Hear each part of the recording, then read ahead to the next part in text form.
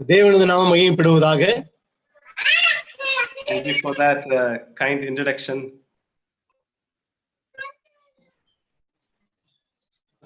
என்னை பற்றி நல்ல ஒரு அறிமுகத்தை கொடுத்தமைக்காக நான் நன்றி சொல்கிறேன். Some of the best years of my life I was in Coimbatore, Tamil Nadu, so it is always happy to reconnect and speak to the brethren there. நான் எனது வாழ்வின் பெரும் பகுதிகளை நான் தமிழ்நாட்டில் விசேஷமாக கோயம்புத்தூர் செலவழித்திருக்கிறேன். ஆகவே தமிழ்நாட்டில் இருக்கிற சகோதரர்களோட பேசுவது விசேஷித்த ஒரு அவர்களுக்கும் எனக்கும் ஒரு அன்பின் பிணைப்பு உண்டு என்பதை நான் இந்த சமயத்தில் நினைவு கூறுகிறேன்.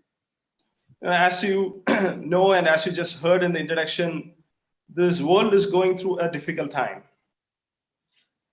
அறிமுக வார்த்தையில் அண்ணன் சொன்னதை போல இந்த உலகமானது ஒரு கடினமான சூழலுக்குள்ளாக போய் கொண்டிருக்கிறது. There are thousands and thousands of people who have lost their dear ones to this COVID-19. ஆயிரக்கணக்கான மக்கள் தங்களுக்கு அன்புக்குரியவர்களை இந்த COVID-19 என்ற அந்த கொள்ளை நோயினால் பறிகொடுத்திருக்கிறார்கள். It is estimated that in our country more than 1 crore of people have lost their income, their jobs. நமது நாட்டிலேயே கோடிக்கு மேலாக மக்கள் வேலைகளை இழந்து தங்கள் வருமானத்தை இழந்து பொருளாதார சூழலுக்குள்ளாக கஷ்டங்களுக்குள்ளாக போய் கொண்டிருந்தார்கள் என்று ஒரு புள்ளிவிவரம் நமக்கு தெரிவிக்கிறது. And as believers we do not have any special immunity to the sickness and economic crisis and problems of this world. தேவனது விசுவாசிகளாக நமக்கு பொருளாதார சீர்கேடுகள், பிரச்சனைகள், நோய்கள், கொள்ளை நோய்களுக்கு எதிராக ஒரு எதிர்ப்பு சக்தி இயல்பாகவே நமக்கு இல்லை, இருக்கிறது என்று சொல்வதற்கு இல்லை. In the church that I am part of in Bangalore, about 3 people have lost their jobs. நான் அங்கமாக இருக்கிற அந்த பெங்களூர் சபையில் 3 விசுவாசிகள் வேலை இழந்த மக்களாக இருக்கிறார்கள். Though we are God's chosen ones, it is a fact that we are also impacted by the sufferings and problems of this world, be it a pandemic, be it a cancer or a heart attack or unemployment or anything of that sort. நான் தேவனால் முன்குறிக்கப்பட்ட தெரிந்து கொள்ளப்பட்ட மக்களாக இருந்த போதும் கூட இந்த உலகத்தில் வரக்கூடிய பொருளாதார ஏற்றத்தாழ்வுகள், கேன்சர், மாரடைப்பு போன்ற மோசமான வியாதிகள், இயற்கை சீற்றங்கள், கொள்ளை நோய்கள் இவைகளுக்கு நம்ம விதிவிலக்கு அல்ல, நாமும் கூட பாதிக்கப்படுகிறோம் இவைகளால். And therefore it is only natural that we may have questions for God or disappointments with God which comes into our hearts as we go through such turbulent seasons of life. கொந்தளிப்பான இது போன்ற சூழலுக்குள்ளாக நாம் கடந்து போகும் பொழுது இயல்பாகவே நமது இருதயத்தில் இருந்து தேவனிடத்தில் சில கேள்விகள் கேட்க தூண்டும். நமக்கு இயல்பாகவே தேவனிடத்தில் சில ஏமாற்றங்களை நாம் எதிர்கொள்ள வேண்டி இருக்கிறது. What I intend to do today is to give you a perspective on the problem of suffering and pain in a believer's life. விசுவாசிகளுடைய வாழ்க்கையில் வரக்கூடிய வேதனைகள், வலிகள், பிரச்சனைகள் இவைகளை குறித்தான ஒரு கண்ணோட்டத்தை நீங்கள் எப்படி அதை காண வேண்டும் என்று உங்களுக்கு நான் சொல்லித்தர விரும்புகிறேன். You already know the topic which was announced earlier, which is spiritual truths for turbulent times. ஏற்கனவே நாம் இன்று படிக்கக்கூடிய தலைப்பை குறித்து கேள்விப்பட்டிருப்பீர்கள், கொந்தளிப்பான சூழ்நிலையில் நாம் கற்றுக்கொள்ள வேண்டிய ஆவிக்குரிய உண்மைகள் என்று. I would like to share 2 specific spiritual truths to remember when we are going through difficult seasons of life. நமது வாழ்க்கையுடைய சிக்கலான கடினமான சூழல்களில் காலங்களுக்குள்ளாக நாம் செல்லும் பொழுது நாம் அறிந்திருக்க வேண்டிய 2 முக்கியமான உண்மைகளை நான் உங்களுக்கு இன்று சொல்ல விரும்புகிறேன். To make it easier for you to relate to these truths, I have taken a passage which portrays the pain and sorrow of death in human life. ஒரு மனிதனுடைய வாழ்வில் சாவு வரும்பொழுது அதன் நிமித்தம் ஏற்படக்கூடிய வலிகளையும் வேதனைகளையும் நான் இன்று இருக்கிற இந்த சூழலோடு கூட தொடர்பு படுத்தி நான் உங்களுக்கு சொல்ல விரும்புகிறேன். Turn with me to the passage that I would like to focus on is Gospel of John, chapter 11, verses 1 to 44.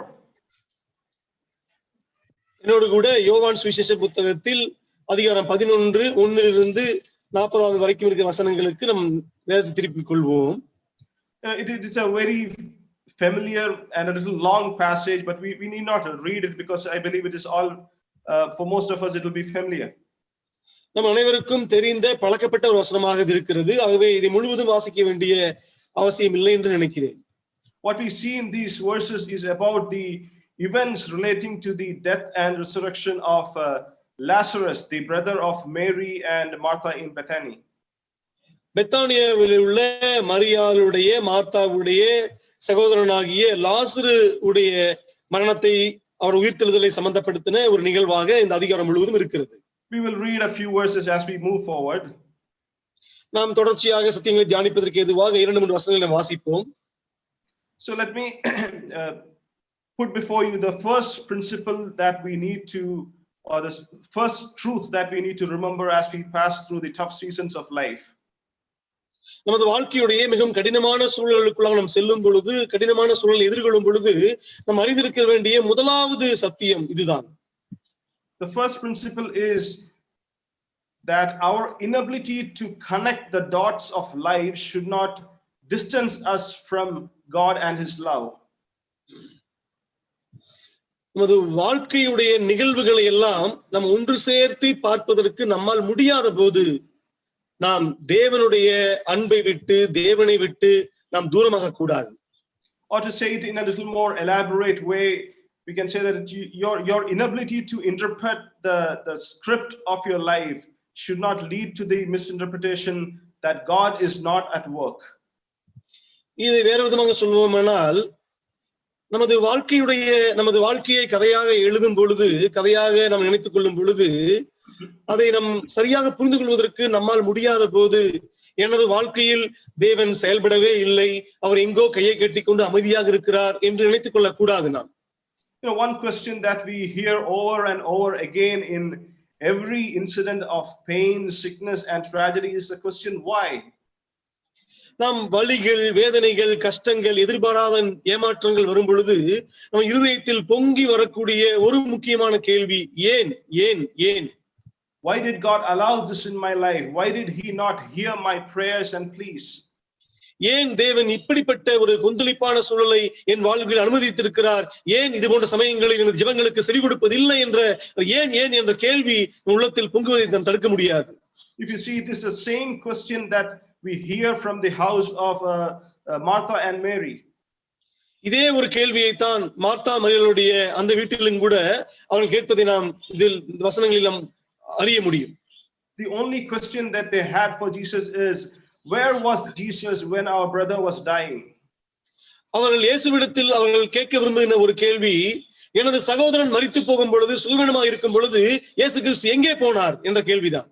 We read that in verse 21 and verse 32. 21-32 வாசிப்போம். Let's read those verses. மார்த்தாள் இயேசுவினிடத்தில் வந்து, ஆண்டவரே, நீர் இங்கே இருந்தீரானால் என் சகோதரன் மரிக்க மாட்டான். 32 பார்க்கிறோம், இயேசு இருந்த இடத்தில் மரியாள் வந்து அவரை கண்டவுடனே அவர் பாதத்தில் விழுந்து, ஆண்டவரே, நீர் இங்கே இருந்தீரானால் என் சகோதரன் மரிக்க மாட்டான் என்றாள். So what these sisters are essentially telling is that, Lord, you knew that Lazarus was seriously sick. இவர்கள் சொல்ல விரும்புகிறது என்னவென்றால், ஆண்டவரே, உமக்கு தெரியும் லாசரு மரண படுக்கையில் வியாதிப்பட்டு கிடந்தான் என்று உமக்கு தெரிந்திருக்கிறது. It is not that you were unaware. We had sent messengers to inform that Lazarus was seriously sick. We read that in verse 3. நாம் 3ஆம் வசனத்தில் வாசிக்கும் பொழுது அவர்கள் சொல்கிறார்கள், இயேசு கிறிஸ்துவுக்கு நீர் அன்பா இருக்கிற லாசருவானவன் மரண படுக்கையில் வியாதியா இருக்கிறான் என்று நாங்கள் சொல்லிவிட்டோம், உமக்கு தெரிகிறது. And they waited till the last moment hoping that Jesus would come and help them. நாங்கள் கடைசி நிமிடம் வரைக்கும், கடைசி வினாடி வரைக்கும் நம்பி இருந்தோம், இயேசு கிறிஸ்து எப்படியாவது உடனே வந்து விடுவார், வந்து என் சகோதரனை உயிரோடு எழுப்பி விடுவார், அவரை குணப்படுத்தி விடுவார் நினைத்துக் கொண்டிருந்தோம். ஆனால் நீர் வரவில்லை. And therefore when Jesus came, the only thing that they had to tell him is that, Lord, if you had been here, my brother would not have died. இயேசு கிறிஸ்து வரும் பொழுது அவர்கள் இயேசுவிடத்தில் கேட்கக்கூடிய ஒரே ஒரு கேள்வி, நீர் இங்கே இருந்தீரானால் என் சகோதரன் மரித்திருக்க மாட்டான் என்பதை தவிர வேறு எதுவும் அவர்களிடத்தில் கேட்க முடியவில்லை. Probably as we read, it is easy for us to read these verses without any emotions. Please once again. It is easy for us to read these verses without any emotions. இந்த அவருடைய கேள்விகளை எல்லாம் எந்த விதமான உணர்ச்சிகளும் இல்லாமல் நாம் வெறுமனே வாசித்து போவதற்கான ஏது உண்டு. But when Mary and Martha were saying these words, we see that it would have been an emotional outburst of pain and disappointment. ஆனால் மார்த்தாலும் மரியாளும் அந்த சூழலில் இந்த கேள்வியை கேட்கும் பொழுது அது வலி, வேதனை, ஏமாற்றம் எல்லாவற்றையும் கொட்டி தீர்க்கக்கூடிய உணர்வுகளை எல்லாம் கொப்பளித்து வெளியே கொட்டக்கூடிய ஒரு மிகவும் ஒரு மோசமான ஒரு கேள்வியாக இந்த கேள்வி இருந்திருக்கிறது. We understand that when we read verse 33, நாம் 33வது வசனத்தை வாசிக்கும் பொழுது அதை நாம் புரிந்து கொள்ள முடியும். அவள் அழுகிறதையும் அவளோடு கூட வந்த யூதர்கள் அழுகிறதையும் இயேசு கண்டபோது ஆவியிலே கலங்கி துயரமடைந்தார். So in verse 32, Mary is saying that Jesus, if you had been here, this wouldn't have happened. And the immediate outburst we can see in the next verse where she is crying, the people along with her is crying, and then we read this beautiful verse in verse 35 that Jesus wept. 32 அவள் ஆண்டவரே நீர் இங்கு இருந்தீரானால் என் சகோதரன் மரிக்க மாட்டான் என்று சொல்லி முடித்த உடனே அவள் உள்ளமானது உடைந்து அவள் அழுகிறாள் என்று 33வது வசனத்தில் வாசிக்கிறோம்.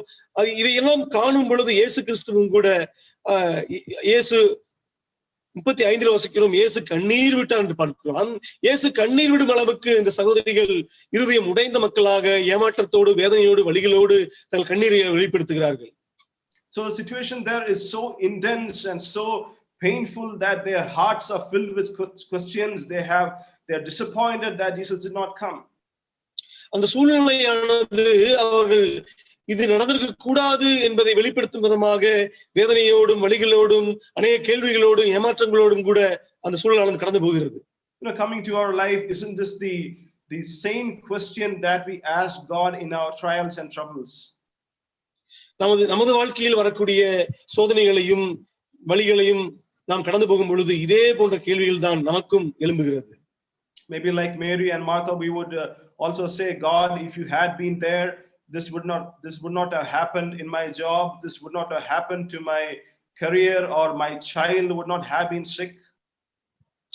ஆண்டவரே, நீர் எனது வாழ்வில் இந்த சமயத்தில் இருந்தீரானால் எனது வேலைக்கோ அல்லது எனது எதிர்கால வருமானங்களுக்கான நான் நம்பியிருந்த ஒரு காரியங்களுக்கோ அல்லது இந்த பிள்ளை மரித்து போன இந்த விஷயங்களுக்கோ இது நடந்திருக்காது, நீர் தடுத்திருப்பீர் என்று நாம் சொல்லக்கூடும். So God, why did you allow this to happen in my life? ஆண்டவரே, எனது வாழ்வில் இது நிகழ்வதற்கு ஏன் அனுமதித்தீர்? I do not know if you have ever thought about this. What is the reason why we point fingers at God and ask the WHY, the why question in our struggles and pains? நமது போராட்டங்களிலும் வேதனைகளிலும் துக்கங்களிலும் நாம் ஏன் கர்த்தரை நம் கரத்தை நீட்டி WHY ஏன் என்ற அந்த கேள்வியை நாம் கேட்க எது நம்மை தூண்டுகிறது, உந்தி தள்ளுகிறது? Let me try to give you the root reason why we ask God why in our difficulties.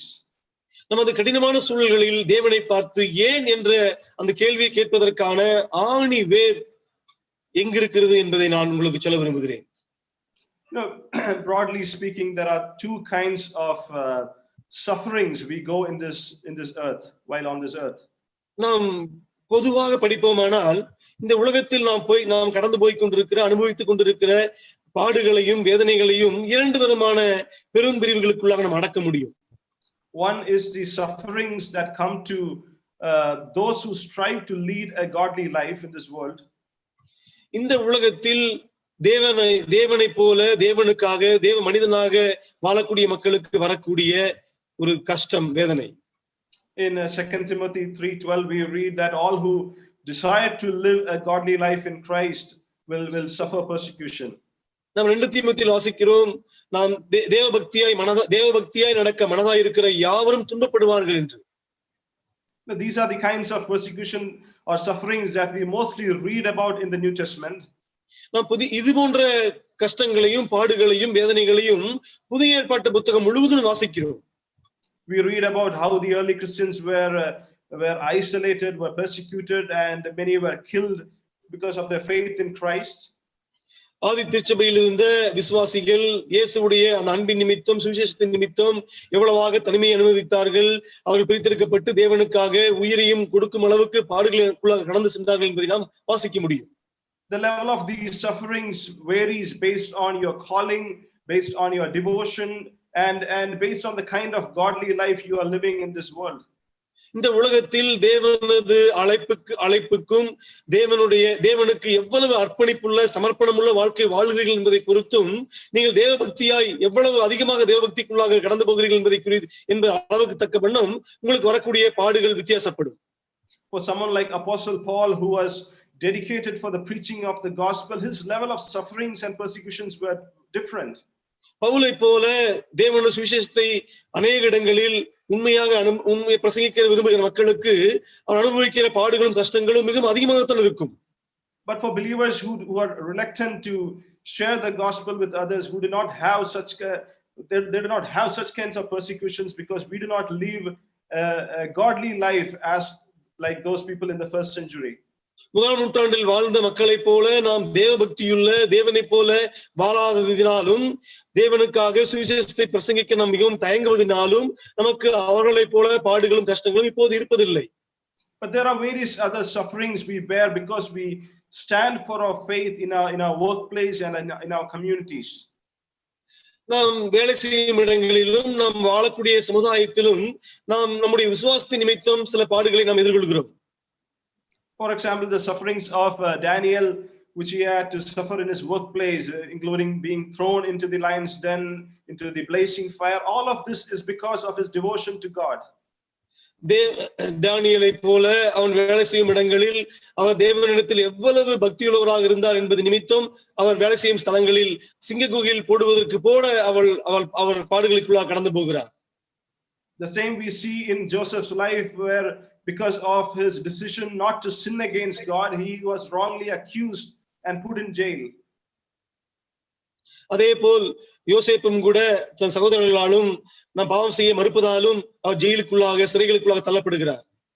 You know, the same way we may also lose our job, or we may be isolated and insulated at our workplace because we take a stand and decide not to maybe do a manipulation, take a bribe, or maybe join a drinking party. ஒருவேளை நாம் வேலை செய்யும் ஸ்தலங்களிலும் அவர்கள் அனுபவிக்கிற அசிங்கமான பார்ட்டிகளில் கலந்து கொள்ளாமல் இருப்பதற்காகவும் லஞ்சம் வாங்காமல் இருப்பதற்காகவும் அல்லது இது வேதத்துக்கு புறம்பாக இருக்கிறது என்று சில சமயங்களில் நீங்கள் விசுவாசத்துக்கு உறுதியாக இருக்கும் பொழுதும் தானியேலை போல யோசேப்பை போல நாமும் கூட விசுவாச நிமித்தம் சில பாடுகளுக்குள்ள கடந்து போக நேரிடலாம். But for a believer who makes compromises in these matters may not have to go through such persecutions or troubles at their workplace. ஒருவேளை இது போன்ற சமயங்கள் நாம் இங்கு இது போல விசுவாசத்திற்கு உறுதியாக நிற்காத நிமித்தம் இருப்போமானால் நமக்கு அவர்களைப் போல பாடுகளும் கூட நமக்கு இல்லாமல் போகக்கூடும். So that the trials that we suffer in our life varies based on our level of godliness, calling, and our willingness to be submitted to God's will. தேவனிடத்திற்கு நாம் நம்மை அர்ப்பணிப்பதையும் அவரது அழைப்பையும் நாம் தேவனுக்காக இன்னும் அதிக அர்ப்பணமுள்ள வாழ்க்கை வாழ முற்படுகிறோம். இது போன்று இதற்கு தகுந்தபடிதான் நமக்கு வரக்கூடிய பாடுகளும் அளவும் கூட இருக்கும். But one thing is clear and can be concluded, that though all those who desire to live a godly life will have persecutions in varying degrees, but it will be there in their life. ஆனால் ஒன்று மட்டும் நிச்சயமாக சொல்ல முடியும், நாம் தேவபக்தியாய் நடக்க இந்த பூமியில் நாம் முயற்சி எடுக்கும் பொழுது நமக்கு நிச்சயமாகவே பாடுகள் உண்டு. The second kind of suffering we face on this earth are the sufferings that are part of the fallen world stained with sin. இரண்டாவது வகையான பாடுகள் என்பது பாவத்தில் கரைபிடிந்திருக்கிற பாவத்தில் விழுந்து போன உலகத்தின் ஒரு பகுதியாக நாம் சில பாடுகளை அனுபவிக்க நேரிடலாம். What are the kinds of suffering we go through in life because of this fallen, cursed, and sinful world? இந்த பாவமான உலகத்தில் நாம் விழுந்து போன மக்களாக இருப்பது நிமித்தம் அதோடைய ஒரு பகுதியாக நமக்கு பாவத்துடைய விளைவாக பாவத்துடைய சாபத்தின் ஒரு பகுதியாக நாம் கடந்து போகக்கூடிய பாடுகள். There is sickness, there is death, there could be natural disasters, or there could be a COVID pandemic, and the other dangers that we suffer from wicked people around us. மரணம், கொள்ளை நோய்கள், நோய் நமக்கு வரப்படக்கூடிய கேன்சர் போன்ற கொடுமையான நோய்கள், அது மட்டும் இல்லாமல் பாவமான மக்கள் மத்தியில் வாழும் பொழுது அவர்களால் ஏற்படக்கூடிய தொந்தரவுகள் என்று சொல்லிக்கொண்டே போக முடியும். இது போன்ற பாடுகள். Now, if you see these kinds of sufferings are common for both believers and unbelievers. Both believers and unbelievers, they die of cancer, both die in accidents, natural disasters, and both these two group of people go through sufferings in their life. இது போன்ற பாடுகள், கஷ்டங்கள் விசுவாசிகளுக்கும் அவிசுவாசிகளுக்கும் பொதுவாக இருக்கிறது. விசுவாசிகள் கேன்சரில் சாகுகிறார்கள், அவிசுவாசிகளும் கேன்சரில் சாகுகிறார்கள். விசுவாசிகள் அவிசுவாசிகள் இரண்டு பேரும் இயற்கை சீற்றங்களுக்கு உள்ளாகுகிறார்கள். But the difference we know is that we have a God in heaven who is in control and who knows exactly what is happening in his children's life. ஆனால் இதில் வேறுபாடு என்னவென்றால், பரலோகத்தில் இருக்கிற தேவன் தனது பிள்ளைகளுடைய வாழ்க்கையில் முழு கட்டுப்பாட்டையும் அவர் வைத்திருக்கிறார். தனது பிள்ளைகளுக்கு என்ன நிகழ்கிறது என்பதை குறித்து அவர் அறிந்தவராக இருக்கிறார். அதற்காக அவர் செயல்படுகிறார். Now, the reason I explained all of this is to come to the question, why do we ask God the WHY, the why question when we go through sufferings and pain? நாம் கஷ்டங்கள், வேதனைகள், கொந்தளிப்புகளுக்குள்ளாக செல்லும் பொழுது நம்ம இருதயத்தில் ஏற்படக்கூடிய ஏன் என்ற கேள்வியோடு தொடர்புடையதாகத்தான் இந்த இரண்டு பாடுகளையும் உங்களுக்கு சொன்னேன். We talked about two kinds of sufferings. Type 1 is a suffering that are related to those who are living a godly life, and the type 2 are the sufferings that are part of the fallen world. நாம் இரண்டு வகையான பாடுகளை குறித்து பார்த்தோம். முதல் பாடு ஆனது தேவ பக்தியாய் நடக்க மனதாய் இருக்கும் பொழுது, பக்தியா நடக்கும் பொழுது நமக்கு வரக்கூடிய பாடுகள். இரண்டாவது பாவத்தால் கரைபடிந்திருக்கிற இந்த உலகத்தில் வாழ்வது நிமித்தம் நமக்கு வரக்கூடிய பாடுகள். Now, the question that I want to bring to your attention is this, that have you ever come across an incident in the New Testament or in the history where somebody going through the type 1 of suffering, which is suffering for the sake of the gospel, pointing fingers at God and asking the question, Lord, why did you do this to me? எப்போதாவது நீங்கள் கேள்விப்பட்டிருக்கிறீர்களா? முதல் வகையான பாடுகள் என்று சொன்ன அந்த, அதாவது புதிய ஏற்பாட்டிலேயோ சபையுடைய வரலாறிலேயோ தேவனது சுவிசேஷத்திற்காக, தேவனது வசனங்களுக்காக அவர் பாடுபடும் பொழுது தேவனை நோக்கி கரங்களை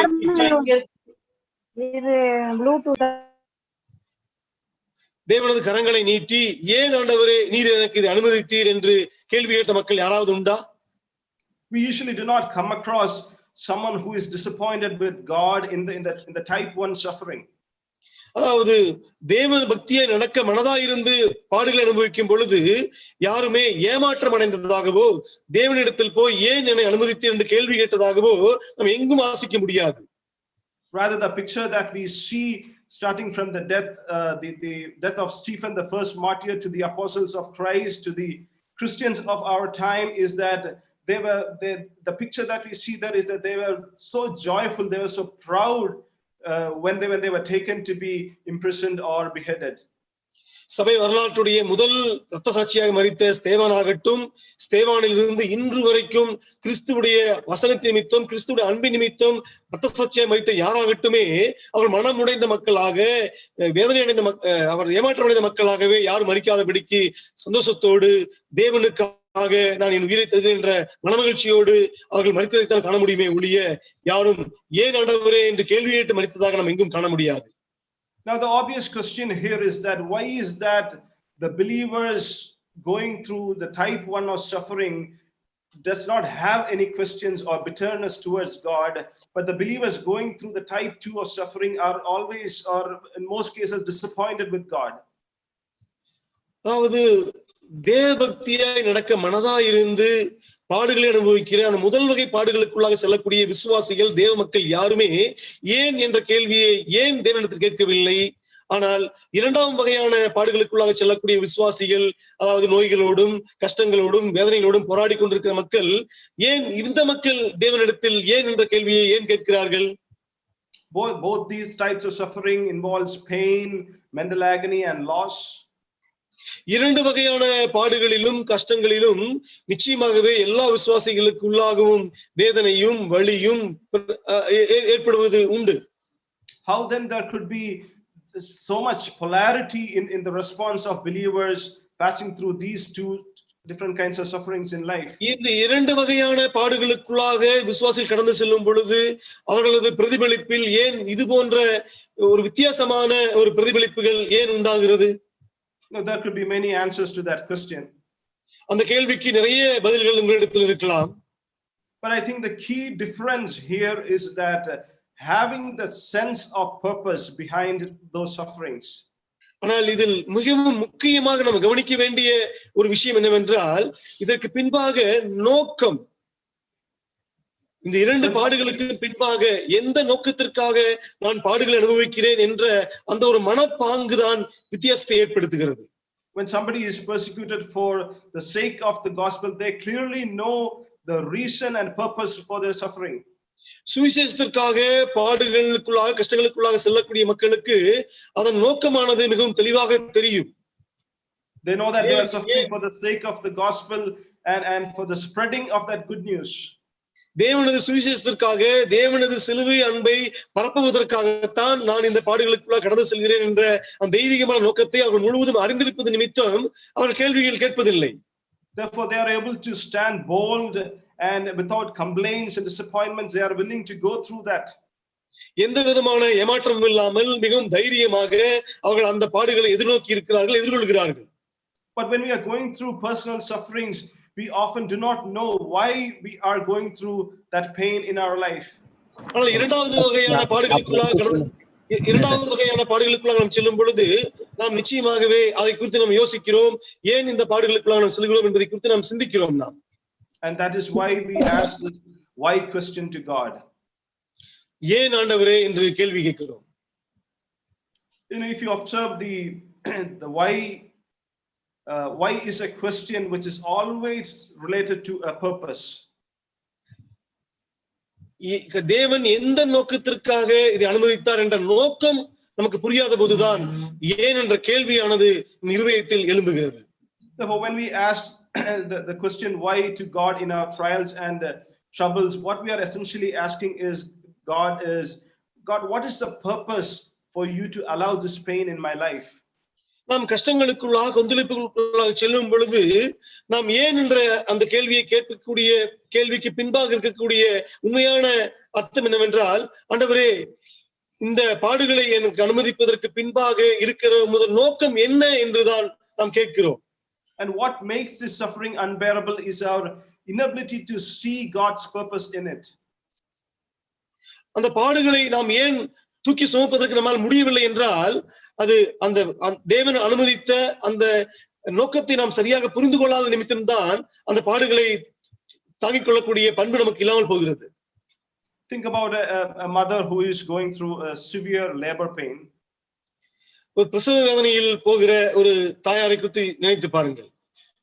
Though the pain is severe, it is bearable for a mother because she knows that at the end of it she will be blessed with a baby. அந்த பிரசவ வலியானது மிகவும் தாங்கிக் கொள்ள முடியாத வேதனையாக இருந்த போதும் கூட அவளை தாங்கிக் கொள்ளுகிறாள், பொறுத்துக் கொள்கிறாள். ஏனென்றால் அந்த வலிகளுடைய முடிவில் அவளுக்கு ஒரு அருமையான குழந்தை கிடைக்கும். But imagine this way, what if the doctor tells the mother before the delivery that the child is already dead? யோசித்து பாருங்கள், அந்த வலியோடு இருக்கும் பொழுது அந்த வலி வருவதற்கு முன்பாகவே வயிற்றில் அந்த குழந்தை மரித்து போனது என்று டாக்டர் அந்த பெண்ணிடத்தில் சொல்வானால் அவள் எப்படி அந்த பிரசவ வலியை எதிர்கொள்வாள்? It will be extremely difficult for a mother because she knows that there is no benefit of going through the process. It is only death that is waiting at the end of it. ஆனால் அவளுக்கு அந்த பிரசவ வலி தாங்கிக் கொள்வதற்கு எந்த விதமான காரணமும் இல்லை அவளுக்கு. ஏனென்றால் அந்த வலிகளுக்கு பின்பாக அவளுக்கு எதுவும் கிடைக்க போவது கிடையாது. ஒரு மரணித்த குழந்தை மட்டுமே கிடைக்கும் என்பதை அவளால் பொறுத்துக் கொள்ள முடியாதபடிக்கு வலியை தாங்கிக் கொள்ள முடிவதில்லை அவளால். And the reason why we doubt God and question God in our sufferings is because we are unable to see a sense or have a sense of purpose in our sufferings. நமது வாழ்க்கையில் வரக்கூடிய கஷ்டங்கள் பாடுகளின் மத்தியில் தேவன் அதற்கு பின்பாக வைத்திருக்கிற நோக்கங்களை புரியாத போது அதை நாம் அனுபவிப்பதற்கு நாம் தயங்குகிறோம், அனுபவிப்பதற்கு நம்மால் முடிவதில்லை. But the sad truth that the Bible teaches us is that we will not be able to always find a purpose in our sufferings and trials. ஆனால் வேதமானது நமக்கு தெளிவாக சொல்லக்கூடிய ஒரு வருத்தமான விஷயம் என்னவென்றால், நமக்கு வரக்கூடிய பாடுகள் கஷ்டங்களுக்கு பின்பாக எல்லா சமயத்திலும் நான் அதற்கு பின்பாக இருக்கிற தேவனது நோக்கங்களை அறிந்து கொள்ள நம்மால் முடியாது என்பதுதான். We cannot understand God's eternal purposes and how this event of pain and suffering fits into the big picture. தேவனது நித்தியமான நோக்கங்களை நாம் அநித்தியமான உலகத்தில் இருந்து கொண்டு நாம் அறிந்து கொள்வது நம்மால் முடியாத காரியம். When Job was going through the suffering, he could not find any reason or purpose for those sufferings in his life. யோபுவானவர் தனது வாழ்க்கையில் மிகவும் தாங்கிக் கொள்ள முடியாத சோதனைகளுக்குள்ளாக கஷ்டங்களுக்குள்ளாக போகும் பொழுது அதற்கு பின்பாக அவர் ஏன் இது எனக்கு நிகழ்ந்தது என்பதை குறித்தான எந்த பதிலும் அவருக்கு கிடைக்கவில்லை. Sometimes I think, when I think about his sufferings, at least for someone who has gone through such intense of suffering, God could have at least told him the reason or the purpose behind it. ஒரு மனிதன் மிகவும் கஷ்டமான வேதனைகளுக்குள்ளாக கடந்து செல்லும் பொழுது எனக்கு குறைந்தபட்சம் கடவுள் கர்த்தரானவர் ஏன் இந்த விசுவாசியானவர் இப்படிப்பட்ட பாடுகளுக்குள்ளாக கடந்து செல்கிறார் என்ற அந்த நோக்கத்தையாவது அவர் தெரிவிக்கலாம் என்று நான் எண்ணியிருந்துண்டு. But we see that for Job, God did not even give him an answer for the purpose. But what we see that if you read the book of Job, we see that God is asking him back the 66 or more questions. We read that in Job chapter 38 to 42. யோபுவுடைய கேள்விகள் எதுக்குமே கர்த்தர் ஏன் அந்த சோதனையை அனுமதித்தார் என்பதற்கு பதில் கொடுக்காதபடிக்கும் அதனோடு 66க்கு மேலான கேள்விகளைத்தான் அவர் பதிலாக கொடுக்கிறார். So the lesson that God conveyed to Job is that when God allows something in your life, it is not necessary that you need to understand the purpose in order to submit to his will. தேவன் இது போன்ற காரியங்களுக்கு பின்பாக நமக்கு சொல்லக்கூடிய பாடம் என்னவென்றால், நமது வாழ்க்கையில் தாங்க முடியாத கஷ்டங்கள் பாடுகளுக்குள்ளாக நம்மை தேவன் அனுமதிக்கும் பொழுது அதற்கு பின்பாக இருக்கிற நோக்கங்களை தெரிந்து கொள்வதை விட, அந்த நோக்கங்கள் தெரியாவிட்டாலும் கூட நாம் மனப்பூர்வமாக தேவனது பரிபூர்ணத்திற்கு நம்மை முழுவதுமாக அர்ப்பணிக்க வேண்டும், கீழ்ப்படுத்த வேண்டும் என்பதுதான் அவர் நம்மிடத்தில் எதிர்பார்க்கிறாரே ஒழிய அதற்கான காரணங்களை நாம் தெரிந்து கொள்ள வேண்டும் என்பது அவசியம் அல்ல என்று அவர் விரும்புகிறார். This is the principle that we need to keep in mind while we go through sufferings in life. நமது வாழ்க்கையில் கஷ்டங்களுக்குள்ளாக பாடுகளுக்குள்ளாக செல்லும் பொழுது இந்த ஒரு பிரமாணத்தை நாம் மனதில் கொண்ட மக்களாக இருக்க வேண்டும். Now, our inability to understand God's purpose in sickness and pain should not take us away from God and our faith, trust and love in God. நமது வாழ்க்கையில் நாம் எதிர்கொள்ளக்கூடிய பாடுகள் கஷ்டங்களுக்கு பின்பாக இருக்கிற அந்த நோக்கத்தை நாம் புரிந்து கொள்ள முடியாத போது அந்த பலவீனமானது நம்மை தேவனுடைய அன்புக்கும் தேவனுக்கும் நம்ம தூரமாக கொண்டு செல்ல ஒருபோதும் நாம் விட்டுவிடக் கூடாது. Mary and Martha, they were initially they did not find any meaning or purpose in the suffering of the death of Lazarus, till that they reached the point where they could connect the dots and see the script that God had put in place to bring glory to him. லாசருடைய வாழ்க்கையில் தேவன் எழுதி வந்த அந்த கதையுடைய முழுவதையும் காணும் வரைக்கும் மார்த்தாளுக்கும் மரியாளுக்கும் அந்த பாடுகளுக்கு பின்பாக இருந்த எந்த விதமான காரணங்களும் புரியவில்லை. The second truth that I would like to put before you is that in the glorious working of God's program, both time and timing matters. இரண்டாவது ஆவிக்குரிய உண்மையானது, தேவனது திட்டத்தில் மகிமையாக மகத்துவமான விதத்தில் தேவன் செயல்படும் பொழுது அதற்கு காலங்களும் தேவனது ஏற்ற சமயமும் மிகவும் முக்கியமானதாக காணப்படுகிறது. Let us read John chapter 11 verse 1 to 3. யோவான் 11 வசனம் 1 3 முடிய வாசிப்போம். மரியாளும் அவள் சகோதரியாகிய மார்த்தாலும் இருந்த பெத்தானியா கிராமத்தில் உள்ளவனாகிய லாசரு என்னும் ஒருவன் வியாதிப்பட்டிருந்தான். கர்த்தருக்கு பரிமள தைலம் பூசி தன் தலைமையிலால் அவருடைய பாதங்களை துடைத்தவள் அந்த மரியாளே. அவளுடைய சகோதரனாகிய லாசரு வியாதியாயிருந்தான். அப்பொழுது அவனுடைய சகோதரிகள், ஆண்டவரே, நீர் சிநேகிக்கிறவன் வியாதியா இருக்கிறான் என்று சொல்ல அவரிடத்திற்கு ஆள் அனுப்பினார்கள். So Lazarus was critically ill, and the sisters sent word to Jesus informing that, Lord, the one whom you love is sick. லாசருவானவன் மிகவும் வியாதிப்பட்டிருந்த போது, நீர் சிநேகிக்கிறவன், நீ அன்பா இருக்கிறவன் மரிக்க போகிறான், மரண தருவாயில் இருக்கிறான் என்று இயேசுவிடத்தில் ஆள் சொல்லி அனுப்புகிறார்கள்.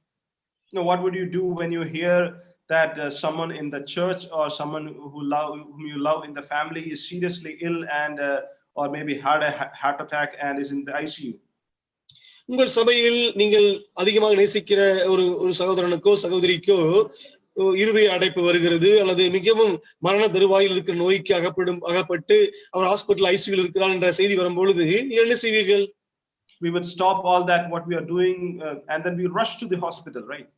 நாம் செய்யக்கூடிய எல்லாவற்றையும் நிறுத்திவிட்டு உடனே நம்ம ஆஸ்பத்திரிக்கு நாம் செல்லுவோம், உடனே நாம் ஓடி செல்லுவோம். Now what did Jesus do? இயேசு என்ன செய்தார்? Let's read verse 5 and 6 again. 5, 6 மறுபடியும் வாசிப்போம். இயேசு மார்த்தாளிடத்திலும் அவளுடைய சகோதரியிடத்திலும் லாசருவிடத்திலும் அன்பாயிருந்தார். அவன் வியாதியா இருக்கிறதாக அவர் கேள்விப்பட்ட பொழுது தாம் இருந்த இடத்திலே பின்னும் 2 நாள் தங்கினார். Now ideally the next verse verse 5 and 6 should have been like this. அந்த 5வது வசனமும் 6வது வசனமும் இப்படி இருப்பதற்கு பதிலாக இப்படி இருந்திருக்க வேண்டும்.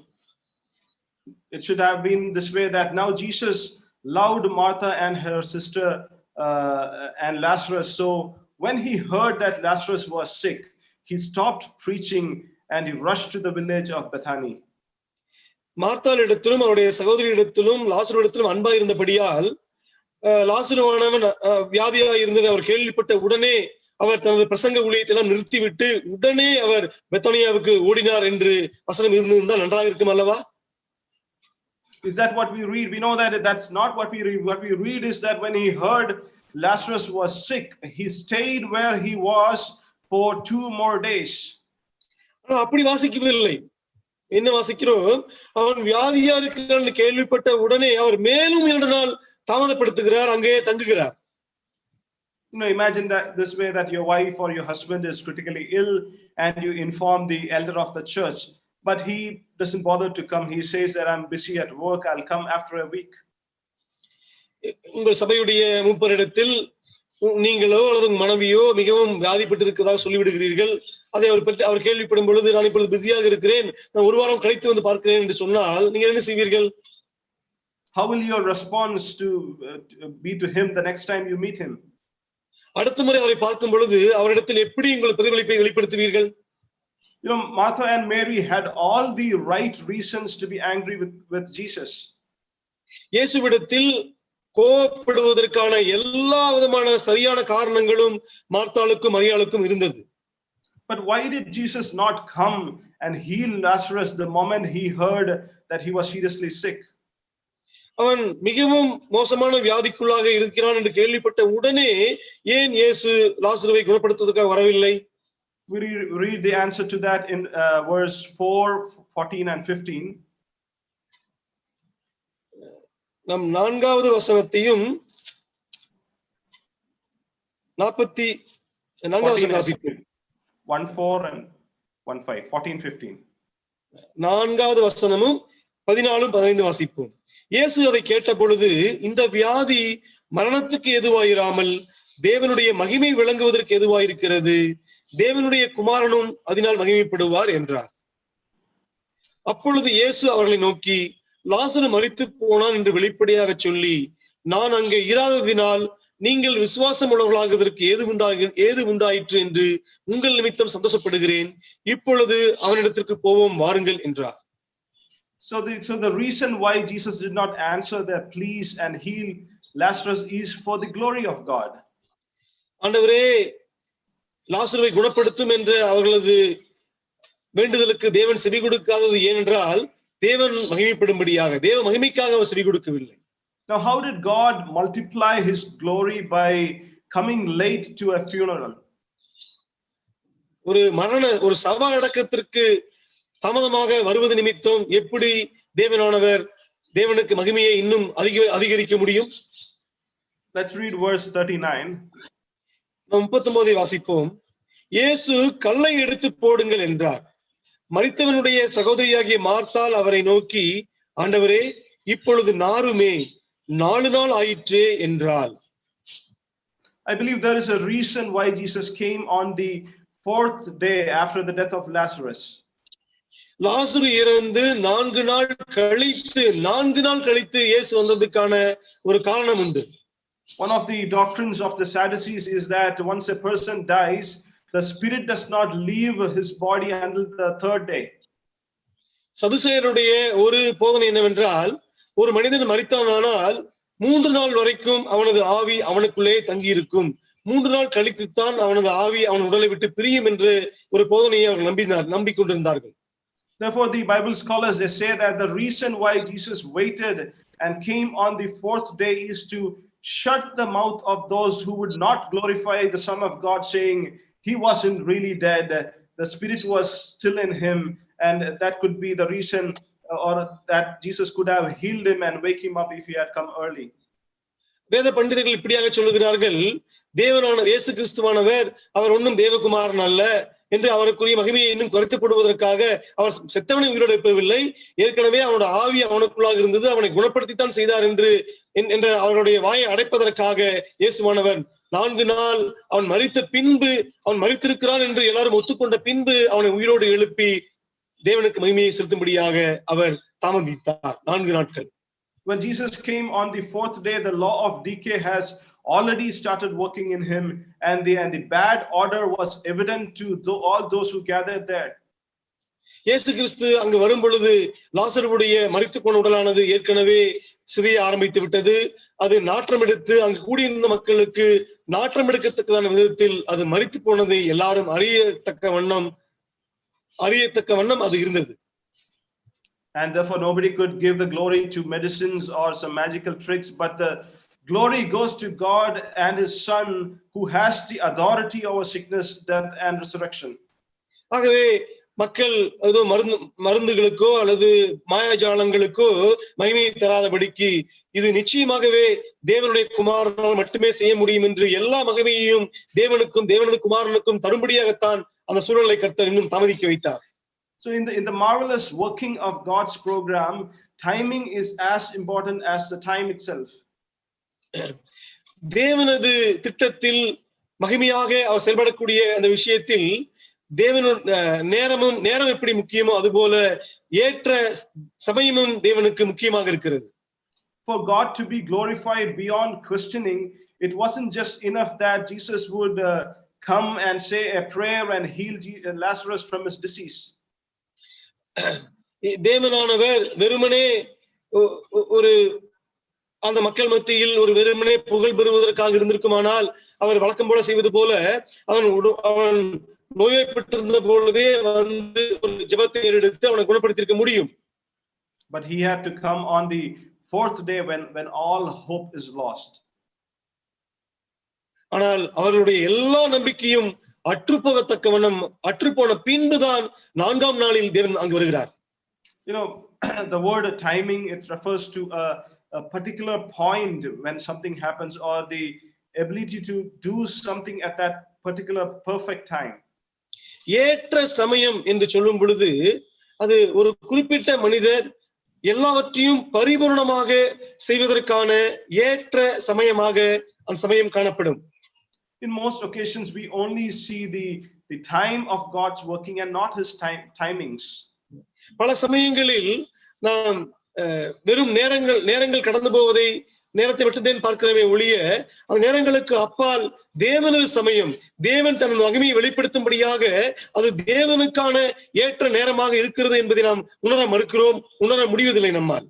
But God works within a time in that perfect timing, so that his glory is magnified in the eyes of man who lives in the dimension of time. காலங்களுக்குள்ளாக வாழ்கிற மக்கள் தேவனுக்கு சரியான மகத்துவத்தையும் மகிமையும் தரும்படியாக அவர் காலங்களுக்குள்ளாக தனது ஏற்ற சமயத்தை அவர் அங்கு ஏற்ற சமயங்களில் தன் மகிமை வெளிப்படுத்தும்படியான காரியங்களை அவர் மகிமையோடு செய்கிறார். You know, often God reveals his glory and sovereignty when we reach to the last moment of hopelessness. நாம் நமது நம்பிக்கை எல்லாவற்றையும் இழந்த பின்பு நம்பிக்கையுடைய கடைசி முனையில் நிற்கும் பொழுது தேவன் காரியங்களை செய்ய முற்படுகிறார், காரியங்களை செய்கிறார். Many a times I have noticed that God starts to work, make things happen when we reach to the point and tell God that, Lord, I have nothing more to do. I have no hope left except you. ஆண்டவரே, இனிமேல் எனக்கு எதுவும் கிடையாது, எல்லாம் பாழாய் போய்விட்டது, இனிமேல் எனக்கு இருக்கிற ஒரே நம்பிக்கை நீர் மட்டும்தான் ஆண்டவரே என்று சொல்லும் வரைக்கும் தேவன் காரியங்களை செய்வது கிடையாது. அப்படி சொல்லும் பொழுதுக்கு சொன்னதுக்கு பின்புதான் தேவன் செயல்பட ஆரம்பிக்கிறார் என்று நான் பலமுறை கண்டிருக்கிறேன். When Abraham went to sacrifice Isaac, when did God intervene? ஆபிரகாமானவர் ஈசாக்கை மோரியா மலையில் பலியிட அழைத்து சென்ற போது எப்பொழுது தேவன் இடைப்பட்டார்? We read in Genesis that Abraham stretched his hand and took the knife to slay his son. ஆபிரகாமானவர் கத்தியை எடுத்து தம் ஈசாக்கை வெட்டுவதற்கு முற்படும் போதுதான் தேவன் பிள்ளையாண்டான் மேலும் கையை போடாது என்று அந்த கடைசி வினாடிகளில் அவர் நிறுத்துகிறார். Now, how many seconds of difference would be there between a stretched hand with a knife and a dead son? அதாவது கத்தியோடு உயர்த்தப்பட்ட கரங்களுக்கும் அந்த ஈசாக்குடைய மரணத்திற்கும் இடைப்பட்ட வினாடிகள் எத்தனை வினாடிகள் இருக்கக்கூடும்? But we see that it is only right then at that timing that God is working. அந்த ஏற்ற சமயத்தில் தேவன் தனது மகிமையான காரியங்களை அவர் செய்து முடிக்கிறார். We see in the life of Elijah, where we read about a widow in Zarephath, where she and her son are getting ready to die after eating that last bread. எலியாவுடைய வரலாறை வாசிக்கும் பொழுது சாரிபாத் விதவையும் அவனது சிறு பிள்ளையும் அவர்கள் சாப்பிடுவதற்கு ஒன்றும் இல்லாமல் மரண தருவாயில் இருக்கும் பொழுதுதான் தேவன் எலியாவை அங்கு அனுப்பி ஒரு அதிசயத்தை அற்புதத்தை செய்கிறார். She had reached that point. What the flour she had at home was only to make that last bread. It is only then God answers prayers and works a miracle. கடைசி அப்பத்தை செய்து நானும் என் மகனும் அதை சாப்பிட்டு மரிக்க போகிறோம் என்று சொல்லும் பொழுதுதான் தேவன் செயல்பட ஆரம்பிக்கிறார். We see this way of working over and over again in history. இது போன்ற காரியங்களைத்தான் நாம் தேவனது வரலாறுகளில் தொடர்ச்சியாக பார்த்துக் கொண்டிருக்க முடியும். I have also personally experienced this over and over again in my life, where God takes me to wait till that last point, often push me to that edge of the cliff, so that I surrender everything, and it is only then God is glorified in that situation. எனது வாழ்வில் இந்த மாதிரி நம்பிக்கையுடைய விளிம்பில் நான் இருக்கும் பொழுதுதான் தேவன் பல சமயங்களில் தேவனது தேவனை மகிமைப்படுத்துவதற்கு எதுவாகவும் தேவனில் உள்ள விசுவாசம் இன்னும் வளர்வதற்கு எதுவாகவும் நான் நம்பிக்கையின் விளிம்பில் நான் பாடுபடும் பொழுது கஷ்டப்படும் பொழுதுதான் கர்த்தர் பதில் கொடுத்து என்னை தூக்கி விட்டிருக்கிறார். Because in the marvelous display of God's glory, timing is as important as the time itself, though often we don't understand it. நமக்கு புரியாவிட்டாலும் கூட தேவனது திட்டத்தில் தேவன் செயல்படும் அந்த மகிமையான விதத்தை நாம் புரிந்து கொள்வதற்கு காலங்களும் தேவனது ஏற்ற சமயமும் முக்கியம். There is a beautiful English song on the incident of the death of Lazarus. லாசருடைய மரணத்தை ஒப்பிட்டு மரணத்தோடு கூட மரணத்தை வெளிப்படுத்தும் விதமாக ஒரு அருமையான ஆங்கில பாடல் உண்டு. And in the last portion of the song, the songwriter says this way. அந்த பாடலுடைய கடைசி பகுதியில் அந்த பாடலாசிரியர் இப்படியாக சொல்கிறார். The writer says, Lord, we don't understand why you waited so long. ஆண்டவரே, நீர் ஏன் இவ்வளவு காலம் காத்திருந்தீர் என்பதை என்னால் புரிந்து கொள்ள முடியவில்லை. But his way is God's way, not yours or mine. ஆண்டவரே, உமது வழியானது தேவனது வழியாக இருக்கிறது, அது எனது வழி அல்ல, உனது வழி அல்ல. And then the last stanza, it says like this, and isn't it great when he's 4 days late, he is still on time. He's still on time. அவர் 4 நாள் கழித்து வந்தது எவ்வளவு அருமையா இருக்கிறது. அவர் எப்போதும் நேரத்திற்கு வருகிறார், நேரத்தில் செயல்படுகிறார். When he's 4 days late, the songwriter says he's still on time. அவர் 4 நாட்கள் தாமதித்தாலும் கூட அவர் சரியான நேரத்தில் இருக்கிறார். You know, in the difficult moments of sorrow and pain and sickness and those kind of things, we may ask God, Lord, why are you so late? நாம் நமது கஷ்டமான கொந்தளிப்பான சூழல்களில் நாம் இப்படியாக கேட்கிறோம், ஆண்டவரே ஏன் இன்னும் தாமதிக்கிறீர் என்று. But as the songwriter says, even when he's 4 days late, he's always on time. அந்த பாடலாசிரியர் சொல்வது போல 4 நாட்கள் தேவன் தாமதித்தாலும் கூட அவர் சரியான நேரத்தில் தான் வருகிறார், செயல்படுகிறார். Because in that marvelous display of God's glory, timing is as important as the time itself, though we only understand it backwards. நமது வாழ்க்கையுடைய எல்லாம் நிகழ்ந்து முடித்த பின்புதான் நமக்கு புரிந்தாலும் கூட தேவனது திட்டத்தில் அவர் மகிமையாக காரியங்களை செய்யும் பொழுது காலங்களும் முக்கியம், எவ்வளவு முக்கியமாக இருப்பது போலவே தேவனுடைய ஏற்ற சமயம் கூட முக்கியமாக இருக்கிறது. May God give us the grace to see the pain and sufferings in our life through that time's distant view, and ultimately gain its direction from the larger picture of God's purpose for our lives. நமது வாழ்க்கையில் இந்த கஷ்டங்களுக்குள்ளாக பாடுகளுக்குள்ளாக கடந்து செல்லும் பொழுது இறுதியாக வைத்திருக்கிற தேவனது மிகப்பெரிய சித்திரத்தை காண்பதற்கு தேவன் நமக்கு கிருபை கொடுக்கட்டும். We were talking about two spiritual truths to keep in mind while we pass through turbulent times of sorrow and difficulties in life. கொந்தளிப்பான, வேதனையான, துக்கமான, வருத்தமான சமயங்களில் காலங்களில் நாம் கடந்து செல்லும் பொழுது நாம் அறிந்திருக்க வேண்டிய இரண்டு ஆன்மீக உண்மைகளை குறித்து நாம் தியானித்துக் கொண்டிருந்தோம். One is that we may not be able to connect the dots or interpret the tough seasons of life, but that should not take us away from our faith and trust in God. நமது வாழ்வில் கடினமான சூழல்களில் நிகழக்கூடிய நிகழ்வுகளை எல்லாம் ஒன்று சேர்த்து பார்ப்பதற்கு நம்மால் முடியாத போது அந்த பலவீனமானது தேவனையும் தேவனது அன்பையும் விட்டு நம்மை தூரப்படுத்த ஒருபோதும் அனுமதிக்க கூடாது. And the second is that we may not understand God's time and timing in the glorious execution of God's program, but he works everything for a purpose. தேவனது திட்டமானது மிகவும் அருமையாக செயல்படுத்தப்படும் பொழுது அங்கு காலங்களும் சமயங்களும் ஒன்றாக இருப்பதற்கு பின்பாக அதற்கான நோக்கங்கள் நமக்கு தெரியாத போது நாம் அதை மறந்துவிடக்கூடாது. தேவனது திட்டத்தை, தேவனது மகிமையை மறந்துவிடக்கூடாது. As I conclude, let me also add a word of caution so that you may not misunderstand this, but have a right perspective of the suffering and pain. தேவன் நமக்கு அனுமதிக்கிற பாடுகளை குறித்தான சரியான கண்ணோட்டத்தை நீங்கள் தவறவிடாதபடிக்கு நான் சில வார்த்தைகளையும் கூட சொல்ல விரும்புகிறேன். You know, pain is pain. வலி நிச்சயமாக வலிதான். And therefore I do not expect a believer should be happy or should be smiling when he is going through these unexpected incidents of sickness or financial troubles or other sufferings in life. எதிர்பாராத கஷ்டங்களும் வேதனைகளும் பொருளாதார சிக்கல்களும் வாழ்வில் வரும் பொழுது மகிழ்ச்சியாக இருக்க வேண்டும், சந்தோஷமாக புன்முறுவலோடு சிரித்துக் கொண்டிருக்க வேண்டும் விசுவாசிகள் என்று நான் சொல்லவில்லை. It is okay to cry when our dear ones pass away, or it is okay to cry when we go through financial troubles or when our children are sick. நமது பிள்ளைகள் நோய்பட்டிருக்கும் பொழுதோ அல்லது பொருளாதார ரீதியாக மிகவும் கடன் சுமைகளில் கஷ்டப்படும் பொழுதோ அல்லது கஷ்டங்கள் வேதனைகள் துக்கங்களுக்குள்ளாக நாம் கடந்து செல்லும் பொழுது நீங்கள் அழுகை வந்தால் அழுங்கள், அது சரிதான், அது ஒன்றும் தவறில்லை. Now if you see, Jesus did not walk to the Gethsemane and to the cross of Calvary jumping and cheering and singing and dancing. He wasn't doing that. இயேசு கிறிஸ்துவானவர் கெத்செமனே தோட்டத்துக்கு செல்லுவதற்கு முன்பாகவும் அவர் சிலுவையை தூக்கி கொண்டு கொல்கொதா மலைக்கு செல்லக்கூடிய அந்த வழிகளிலும் அவர் சிரித்துக் கொண்டும் குதித்துக் கொண்டும் சந்தோஷமாக ஆடிக்கொண்டும் செல்லவில்லை அவர். But we read is that he walked up to the cross in tears, with great cries, with sorrow, and crying out to God, if there is any other way, please pass this cup.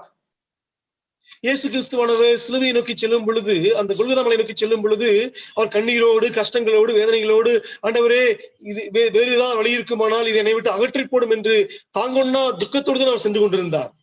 But even in those moments of pain and tears, he had a sense of purpose in his mind. அதுபோல கஷ்டங்களும் கண்ணீரோடும் கடந்து போகும் பொழுது அதற்கு பின்பாக இருக்கிற நோக்கத்தை குறித்தான சரியான மனோபாவம் அவருக்கு இருந்தது. That is why we read in Hebrews that who for the joy that was set before him endured the cross, so because he knows that he was bringing many sons to glory. அதனால்தான் நாம் எபிரேயர் இப்படி வாசிக்கிறோம், தனக்கு முன்பாக இருக்கிற அந்த சிலுவைக்கு பின்பாக இருக்கிற வரக்கூடிய எல்லா மகிமையின் மகத்துவத்தையும் அவர் அறிந்தவராக அவர் பாடுகளையும் அவமானங்களையும் சகித்தார் என்று வாசிக்கிறோம். You know, having a sense of purpose may not reduce the pain in itself, but it gives us the power or the comfort to go through it, knowing that God has a purpose in all that he does. நமக்கு வரக்கூடிய பாடுகளுக்கு பின்பாக இருக்கிற நோக்கத்தை அறிவது நமது வேதனையை ஒன்றும் குறைக்காது. ஆனால் அந்த நோக்கத்தை அறிந்திருக்கும் பொழுது அதை தைரியத்தோடு அதை வல்லமையோடு எதிர்கொள்வதற்கு தேவையான பலத்தை நாம் அதில் பெற்றுக்கொள்ள முடியும். We do not know what lies ahead of us. Every month, every week, we hear of more and more people infected of COVID, or people dying of cancer and other sickness and job losses and things like that. இந்த உலகத்தில் அடுத்த வாரம், அடுத்த வருடம், அடுத்த மாதம் கோவிடில் பாதிக்கப்பட்ட மக்கள், இன்னும் பொருளாதார சிக்கலுக்குள்ளாக போகிற மக்களுடைய எதிர்காலத்தை குறித்து நம்ம ஒன்றும் கணிக்க முடியாத அளவுக்கு நம் கஷ்டங்களுக்குள்ளாக சென்று கொண்டிருக்கிறோம். But as Apostle Paul says, what can separate us from the love of Christ? ஆனால் அப்போஸ்தலன் பவுல் என்ன சொல்கிறார்? கிறிஸ்துவுடைய அன்பிலிருந்து என்னை எது பிரிக்க முடியும்? யார் என்னை பிரிக்க முடியும் என்று சவால் விடுகிறார். And he concludes by saying, for I am persuaded that neither death nor life nor the things present or the things to come, nothing separate us from the love of God in Christ Jesus. தேவனுடைய அன்பை விட்டு கிறிஸ்துவுக்குள்ளாக வருங்காலமோ நிகழ்காலமோ பசியோ பட்டினியோ நாசமோசமோ நிர்வாணமோ எது என்னை பிரிக்க முடியும்? எதுவுமே என்னை பிரிக்க முடியாது என்று உறுதியிட்டு சொல்கிறார் அவர்.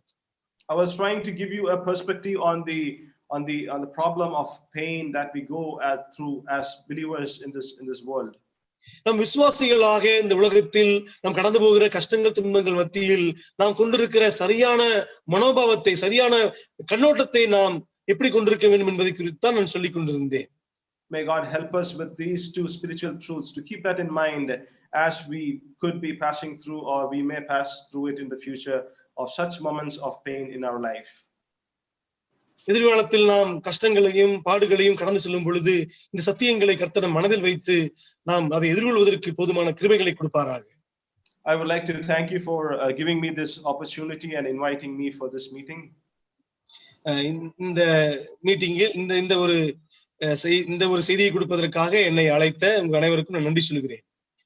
May God's name alone be glorified. Amen. தேவனுடைய நாமம் மட்டும்